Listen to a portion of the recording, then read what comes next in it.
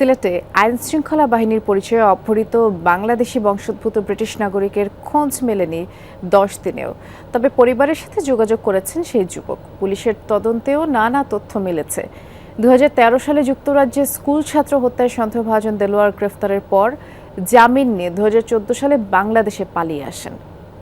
Shea butter, aloe vera ও vitamin E সমৃদ্ধ lily beauty soap. সিলেটের দক্ষিণ সুরমা এলাকার এই বাড়িতেই থাকতেন ব্রিটিশ নাগরিক দেলোয়ার হোসেন। স্থানীয়দের মতে গত কয়েক বছর দিনে বা রাতে গাড়ি নিয়েই যাতায়াত করতেন তিনি। গাড়ি নিয়ে বের হতো, আবার আসতো। এই কিছু করতো না, তারা তো প্রবাসী পরিবার, তারা আব্বা তো মাঝে মধ্যে আসেন, সেখানেই আসে দেখছি। যে মানুষ আমরা আসি তাদের বালা করে চিনি হই না, কেমনে চিনবো? ড্রাইভারে গাড়ি লইয়া আসা যাওয়া করে, তাই তো আর রোডে হাঁটাচলা করে না।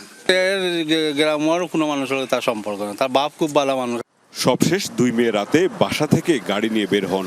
1 কিলোমিটারের মধ্যে এই স্থান থেকে তুলে নেওয়া হয় তাকে। এরই মধ্যে 6 মে বাবা ও স্ত্রীর সাথে যোগাযোগ করেছেন দেলোয়ার। হোয়াটসঅ্যাপের মাধ্যমে তার স্ত্রীর কাছে একটা কল আসে।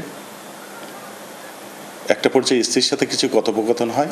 তার বাবা যখন তাকে জিজ্ঞেস করে তুমি কোথায় আসো, তোমাকে কোথায় নেবে, উত্তরে সে বলেছে বাবা তুমি তো ভালোই জানো আমাকে তারা কোথায় নেবে, তবে যত তাড়াতাড়ি সম্ভব আমার সন্তান দুটোকে লন্ডনে নেওয়ার ব্যবস্থা করো। লন্ডনে নিলে ওরা অন্তত সপ্তাহে 2টা দিন বাবার সাথে সাক্ষাৎ করতে পারবে। পরিবারের তথ্যের ভিত্তিতে তদন্ত করে পুলিশ যা পেয়েছে তা আরও কৌতূহল উদ্দীপক। সে লন্ডনে থাকা অবস্থায় 2013 সালে হানি নামের একটা স্কুল ছাত্র হত্যাকাণ্ডের শিকার হয়। এই মামলায় তার বাবার বক্তব্য অনুযায়ী সে জেলে ছিল এবং সে পরবর্তীতে জামিনে আসে, বাংলাদেশে চলে আসে। যতটুকু জানতে পেরেছি যে লন্ডন পুলিশ এই দেলোয়ার হোসেনকে খোঁজাখুঁজি করছে। পুলিশের তথ্যে অনুসন্ধানে নেমে যমুনা টেলিভিশন খুঁজে পায় যুক্তরাজ্যের সেই স্কুল ছাত্র হানি হত্যাকাণ্ডের সিসিটিভির ফুটেজ।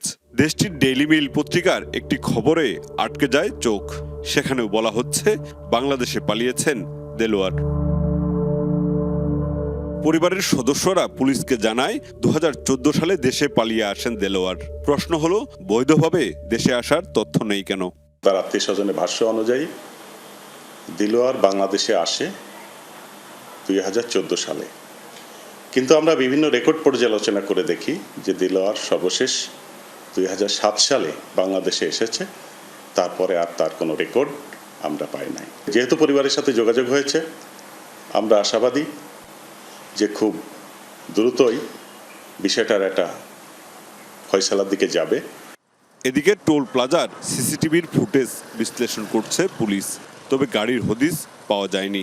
কারা তুলে নিয়ে গেছে তাও নিশ্চিত হতে পারেনি। মাহবুব রহমান রিপন, যমুনা নিউজ, সিলেট।